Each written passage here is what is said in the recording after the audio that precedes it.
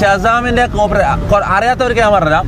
Shazam എൻ്റെ video അല്ല എൻ്റെ പാട്ട് റിയാക്ട് ചെയ്തപ്പോൾ ഓട്ടോമാറ്റിക്കലി കോപ്പിറൈറ്റ് പോയി. അപ്പോൾ യൂട്യൂബിലോ സ്പോട്ടിഫൈയിലോ ഏത് പാട്ട് ഇറക്കിയാലും ഓട്ടോമാറ്റിക്കലി കോപ്പിറൈറ്റ് പോകും ആദ്യം. പിന്നെ അത് നമ്മൾ ഡിസ്പ്യൂട്ട് ചെയ്താലാണ് കോപ്പിറൈറ്റ് റിലീസ് ആവുക.